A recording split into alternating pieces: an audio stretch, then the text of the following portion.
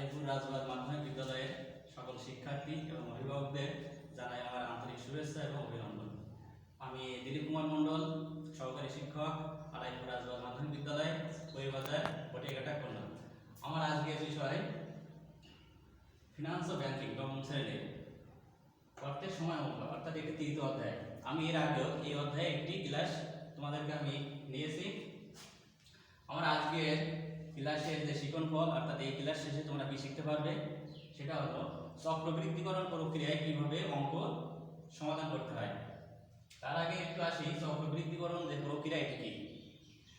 চক্রবৃদ্ধিকরণ প্রক্রিয়া হলো সুদের উপরে সুদ ধরা, অর্থাৎ চলতি বছরের যে সুদ, অর্থাৎ আসলের সঙ্গে যখন সুদ যোগ হয় তখন কি হয়, সুদ আসল।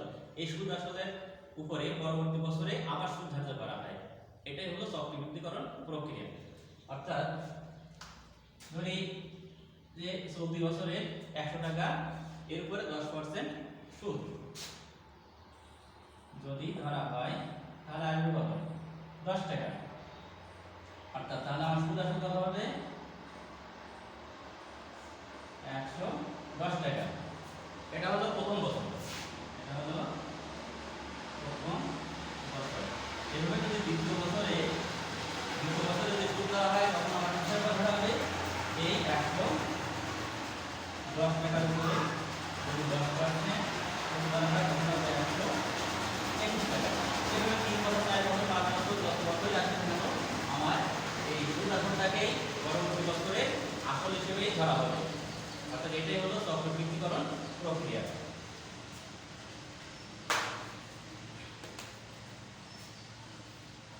প্রিয় শিক্ষার্থী, তোমরা কি এই অঙ্কটি একটু লক্ষ্য করো যে 5 বছর পর 50,000 টাকা পাওয়ার আশায় হাসান সাহেব কিছু টাকা ব্যাংকে জমিয়ে রাখতে চান। আচ্ছা, এই পর্যন্ত একটু দেখি যে 5 বছর পরে তার আশা কি 50,000 টাকা পাবে, কিন্তু সে ব্যাংকে কত টাকা জমিয়ে রাখবে এটা কিন্তু এখানে বলা নাই। জনতা ব্যাংক তাকে 10% হারে সুদ দেওয়ার প্রস্তাব দেয়। অর্থাৎ হাসান সাহেব যখন ব্যাংকে গেছেন তখন ওই ব্যাংক থেকে বলছে যে আপনি যে টাকা জমা রাখবেন তার উপরে আমরা 10% হারে আপনাকে সুদ দিব। এরপর উনি দেখলেন যে আমার এই ব্যাংকের তো এই 10% সুদ দেবে, আমি তাহলে অন্য একটি ব্যাংকে দেখি কি অবস্থা হয়। রূপালী ব্যাংক তাকে মাসিক চক্রবৃদ্ধিতে 9.5% হারে সুদ প্রদানের প্রস্তাব দেয়। এখন হাসান সাহেব কোন ব্যাংকে টাকা দেওয়া লাগবে? প্রিয় শিক্ষার্থী, তোমরা একটু লক্ষ্য করো এই অঙ্কে কয়টি অংশ আছে। তোমরা অনেকেই বলতে পারবে খুব সহজে যে এই অঙ্কে কয়টি অংশ আছে। এইটা যদি তোমরা বের করতে না পারো তাহলে কিন্তু এই অঙ্কের সমাধান করতে পারবে না। এখন আমরা একটু লক্ষ্য করি এই পর্যন্ত যে 5 বছর পর 50,000 টাকা পাওয়ার আশায় হাসান সাহেব কিছু টাকা ব্যাংকে জমা রাখতে চান এবং জনতা ব্যাংক তাকে 10% হারে সুদ দেওয়ার প্রস্তাব করে। এটা কিন্তু একটা সরল সুদ, এখানে কিন্তু অন্য কোনো কিছুই বলা নাই। কিন্তু পরের ব্যাংক কি বলছে যে মাসিক চক্রবৃদ্ধিতে। অর্থাৎ আমি যে সংখ্যাটা তোমাদের আগে বললাম ওইটার সাথে একটু মিল করে দেখো যে মাসিক চক্রবৃদ্ধি কখন হবে, যে 1 মাস পরে, 1 মাস, 2 মাস, 3 মাস, এখানে কিন্তু বলে দিয়েছে মাসিক, অর্থাৎ প্রতি মাসে মাসে চক্রবৃদ্ধি হবে। এই মাসিক চক্রবৃদ্ধির ক্ষেত্রে আর কিছু একটু তোমাদের জানার আছে। সেটা হতে পারে 2 মাস পর পর, 3 মাস পর পর, 4 মাস, 6 মাস, অর্থাৎ তোমাদের অঙ্কে এখানে উল্লেখ থাকবে যে কত মাস পর পর ব্যাংক তাকে চক্রবৃদ্ধির সুদটা প্রদান করবে। এখন আমরা একটু অঙ্কটা লক্ষ্য করি।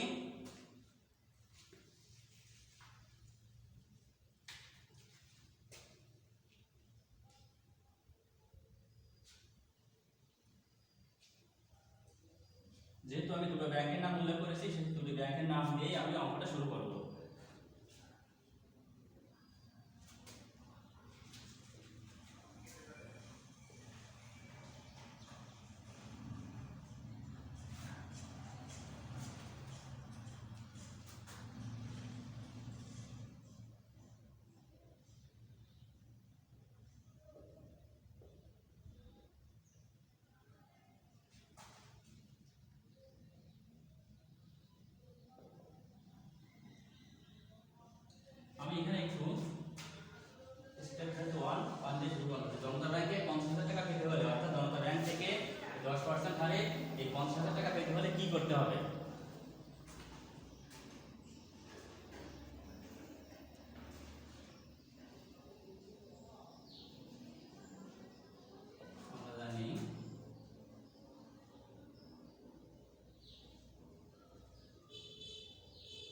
তোমরা একটু লক্ষ্য করো সূত্রটার দিকে।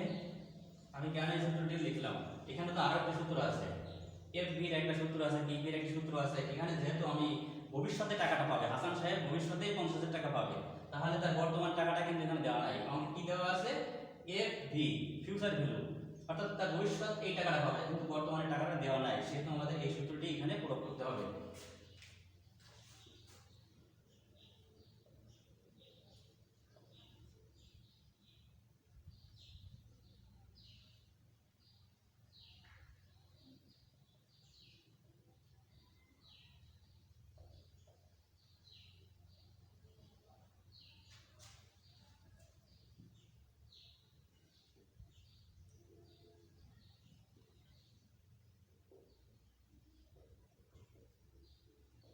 তোমরা এই হারটা অনেক সময় এখানে তোমরা এটাকে ভগ্নাংশ করে দিতে পারো। কি হবে? এই 10 ভাগ 100 অর্থাৎ 0.1। এটা তোমরা করতেও পারো, অথবা শুধু 10% এটা রেখে দিলেও হবে, এটা কোনো সমস্যা না।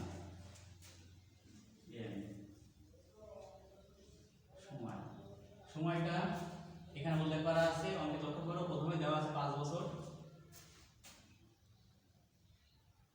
5 বছর আমাদের কি বের করতে হবে? প্রেজেন্ট ভ্যালু, অর্থাৎ বর্তমান মূল্য, পিভি।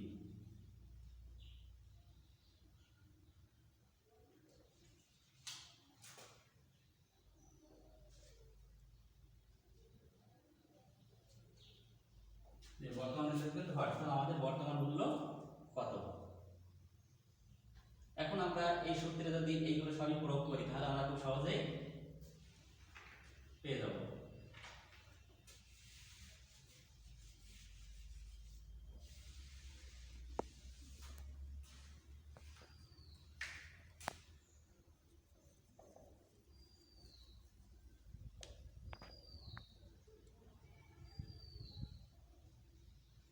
যখন এই ধরনের অঙ্ক থাকবে, ইকুয়েশন বা সমান সমান, তখন তোমরা এই পাশে বা দিয়ে শুরু করবে।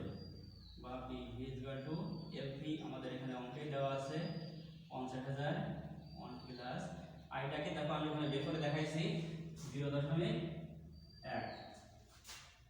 0.1 40 টু পাওয়ার n। এর মানটা কত?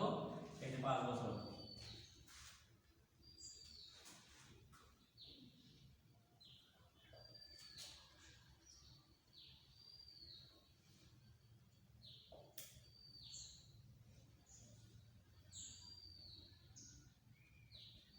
প্রিয় শিক্ষার্থী, একটু লক্ষ্য করো, আমি এখানে এই জায়গাটা একটু দেখো, 1.1 ভোল্ট টু পাওয়ার 5।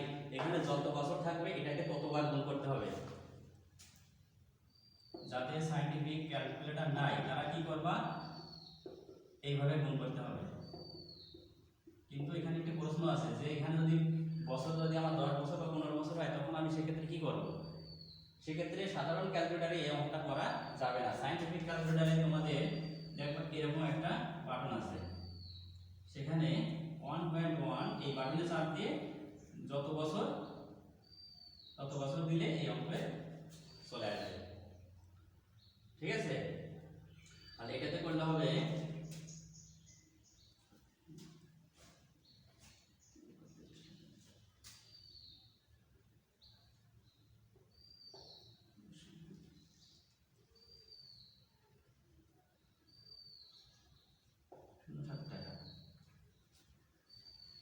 তোমরা এখানে এইভাবে করে দিতে পারো, অথবা আরেকটা স্টেপ বাড়াতে পারো।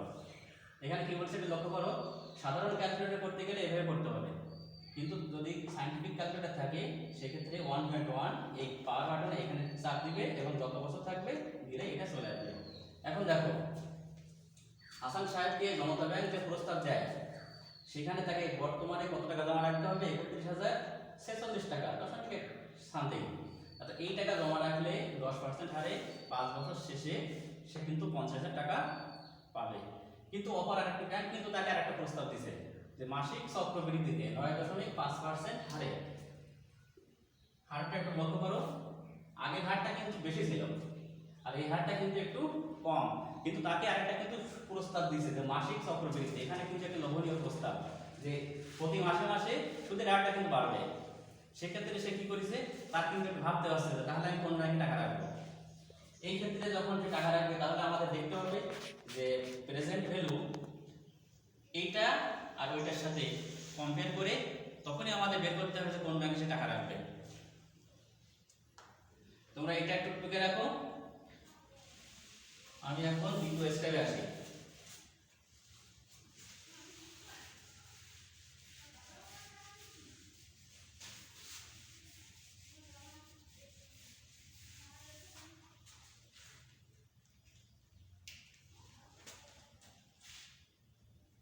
দ্বিতীয় স্টেপ যে রূপালী ব্যাংকে যদি যদি 50,000 টাকা পেতে চাই 5 বছর শেষে, তাহলে কত টাকা জমা রাখতে হবে।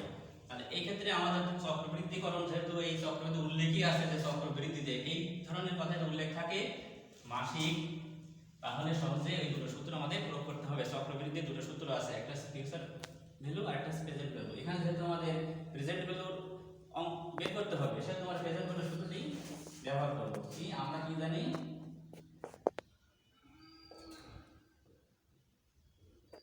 আমরা জানি PV FV 1 plus I by M M into N। প্রিয় শিক্ষার্থীরা লক্ষ্য করো, এখানে কিন্তু একটা অতিরিক্ত আমাদের M এসেছে। এমটা কি? এই M হলো যে বছরে কতবার চক্রবৃদ্ধি হবে তার একটা সংখ্যা আমরা বের করতে পারি। এই যে মাসিক চক্রবৃদ্ধিতে, তাহলে এখানে এর সংখ্যা কত হবে? প্রতি মাসে মাসে, তাহলে এক বছরে কত মাস? 12 মাস, তাহলে আমাদের এখানে এমটি হবে 12। এখানে যদি বলা হতো 2 মাস অন্তর, তাহলে কত হতো? যদি বল 3 মাস 4 মাস, অর্থাৎ আমরা যত বলবে 12 দিয়ে ভাগ করলে আমরা সেটা পেয়ে যাব। তাহলে এখানে এফভি আচ্ছা 50,000 টাকা, অর্থাৎ এটা হচ্ছে ভবিষ্যৎ মূল্য। আই সুদের হার আগে অঙ্ক যেহেতু আমি লিখেছি, তোমরা একটু লক্ষ্য করো, এটাই এখানে আছে 9.5%। এটাকে তোমরা কি করতে পারো, 9.5 100 দিয়ে ভাগ করলে হয় 0.095। এন নাম্বার অফ ইয়ার, অর্থাৎ বছর বা সময় 5 বছর, আর এমটা হবে এখানে 12।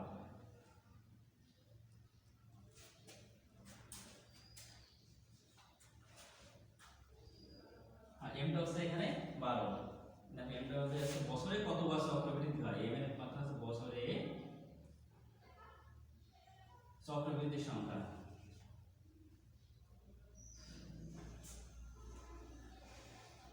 বছরে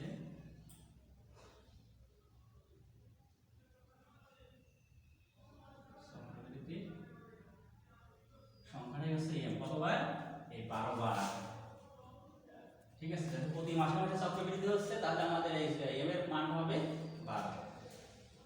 এখন তাহলে আমরা সূত্রে এবার প্রয়োগ করি, বা পিভি ইকুয়াল টু 50,000 1 প্লাস আইটা কত আমি এখানে বের করে দেখিয়েছি, এটা তো 0.095। এম এর মানটা হচ্ছে 12 অর্ধিত পাওয়ার। এই ব্র্যাকেট দেওয়ার সময় তোমরা কখনো সবটুকু দিবে না, কিন্তু এই যে দাগটা থাকবে ঠিক দাগের নিচে পর্যন্ত। তাহলে আমাদের এম কত? 12 গুণ 5, বা PV ইকুয়াল টু 50,000। এইটাকে হচ্ছে সরল করা বলে। ঠিক আছে, এটা তো অনেকেই করো। দেখো 12 আছে, এখানে ভিলা শুধু, তা 12 দিয়ে উপর নিচে কিছু নাই, এর নিচে কিছু না থাকলে উপরে এসে সরাসরি গুণ হয়ে যায়। তাহলে 12 কে 12 যোগ 0.095 ভাগ আছে 12। ঠিক এইটাকে কিন্তু আমাদের পাওয়ার করতে হবে, 12×60। এবার আমরা এই ভাষায় আসি, বা PV ইকুয়াল টু 50,000। এটাকে এখন যোগ করে সরাসরি ভাগ করলে হয়ে যায়। তারপরও তোমাদের একটু দেখিয়ে দিই, 12.095 5 12 60।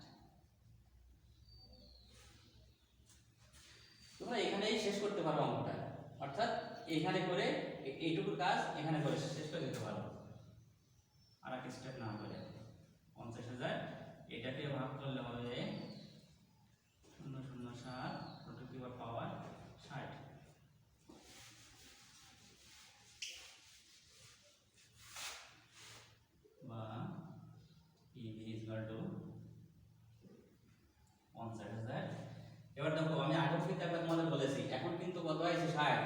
তাহলে এটা কি আমরা 60 বার গুণ করা সম্ভব?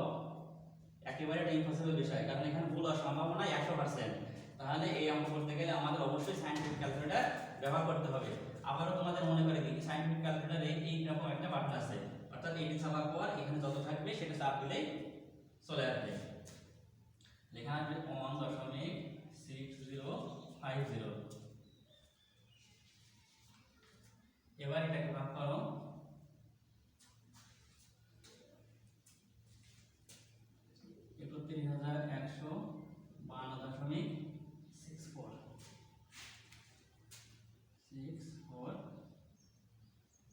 টাকা। এখানে দশমিকের পরে অনেক আসতে পারে, ওটা নেওয়ার দরকার নেই, 2 দশমিক পর্যন্ত নিলেই হবে। কারণ প্রিয় শিক্ষার্থী, তোমরা এখন লক্ষ্য করো প্রথম স্টেপে আমাদের কত টাকা হয়েছিল, যে জনতা ব্যাংক যখন তাকে যে অফারটা দিল তখন তার টাকার পরিমাণ ছিল 30,000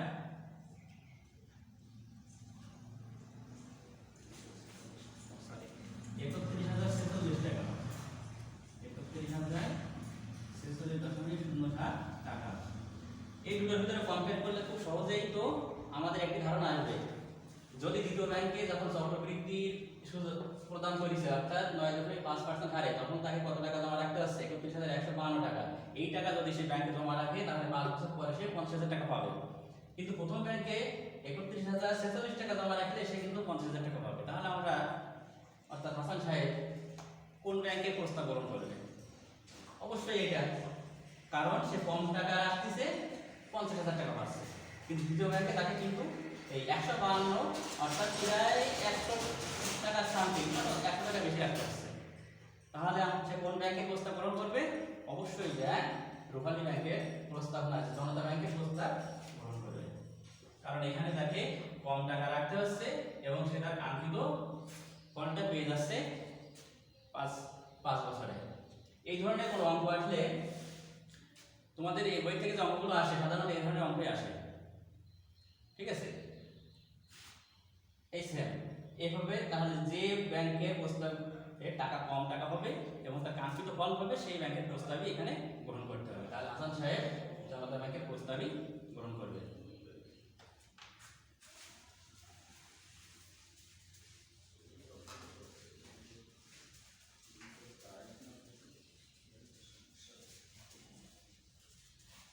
আমি তোমাদের আজকে যে বাড়ির কাজটি দিব, এই অঙ্কের সাথে হয়তো বা সম্পূর্ণ মিল নাও থাকতে পারে, কিন্তু তোমরা যারা এই অঙ্ক বুঝতে পারবা এই বাড়ির কাজ অর্থাৎ এই অঙ্কটি খুব সহজেই সমাধান করতে পারবে।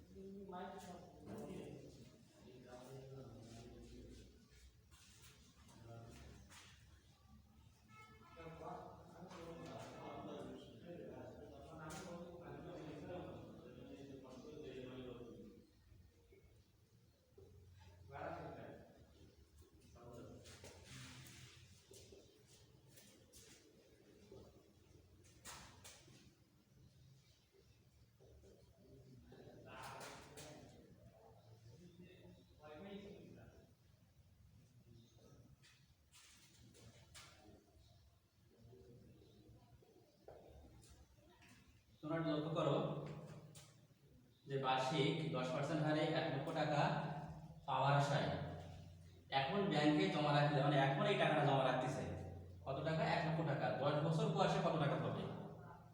এখানে অঙ্কটা পড়লে তোমরা বুঝতে পারবে যে আমার কোন সূত্র ব্যবহার করতে হবে, ঠিক আছে? তাহলে তোমরা অবশ্যই বাড়ির কাজটি করবে।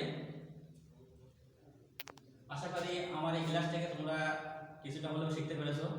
আর আমাদের এই ভিডিওগুলো আপলোড করা হয় আমাদের স্কুলের পেজে, তোমরা অবশ্যই এই পেজে লাইক দিবে এবং এই ভিডিওগুলো দেখবে। আমাদের বিদ্যালয়ের সকল শিক্ষকদের ভিডিও কিন্তু এখানে আপলোড করা হয়।